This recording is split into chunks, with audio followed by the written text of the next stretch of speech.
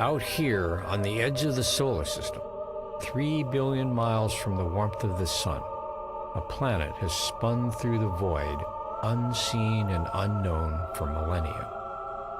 Pluto, a ball of ice and rock, dancing an endless waltz with its gray moon Charon. From the darkness behind you, an invader appears, silhouetted by the pale sun. A plutonium-powered spacecraft, shrouded in gold foil, bristling with cameras and sensors. New Horizons was the fastest spacecraft ever launched, built to end decades of ignorance about this most distant realm of the solar system. A robotic emissary from Earth on a one-way mission to the unknown.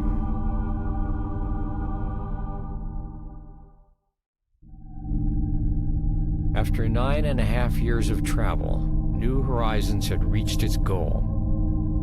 But it would have only one chance, a few precious hours of swiveling and clicking, to map Pluto's surface, sniff its atmosphere, and study its moons. One short flyby to plumb a planet's mysteries, or fail in the attempt. On July 14th, 2015 Earth time, success. New Horizons flashed through the skies of Pluto, peering down at a rugged world of ice and frost unfolding in slow motion.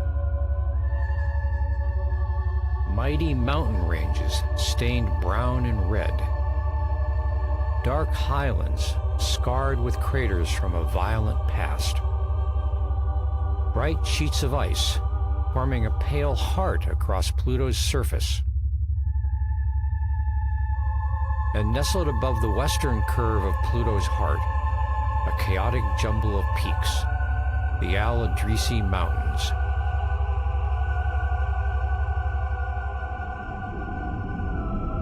Look around. Exotic ices shift under your feet.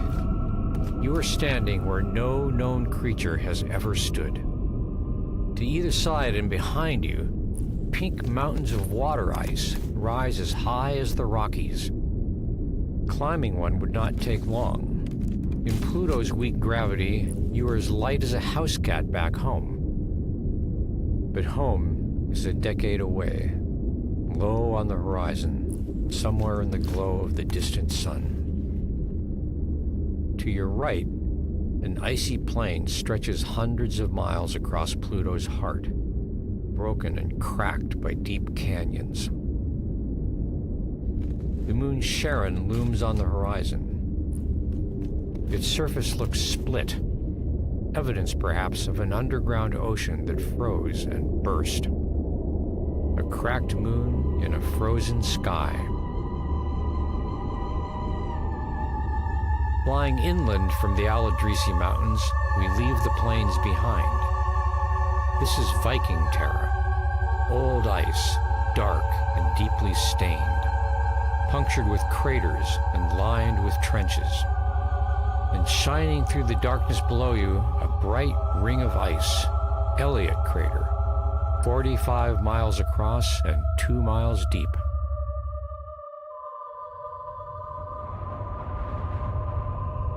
This is the pitted scar of primordial violence, painted red and brown by smog and grime.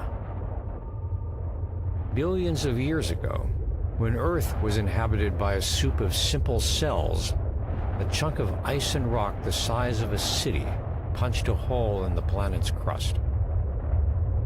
Fresh ice poured in, then retreated, leaving a frozen moat around a mile-high central peak. The crater's distant rim is lined with methane frost, an arc of white against the blackness of space. Behind and above you, the sun grazes the crater's rim, a familiar warm pearl among the ever-present stars.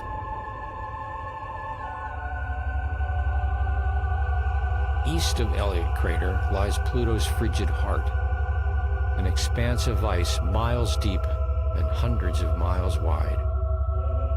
Known as Sputnik Planum, it is dotted with dark hills of water ice floating on the denser exotic ice of the plains. Within each broad plate, nitrogen ice, warmed by Pluto's core, slowly churns like a lava lamp. Take one last look at this world.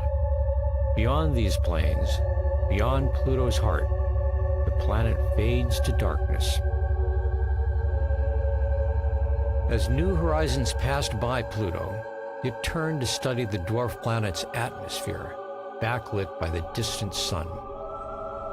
The blue halo of an alien sunset and sunrise, seen for the first and only time.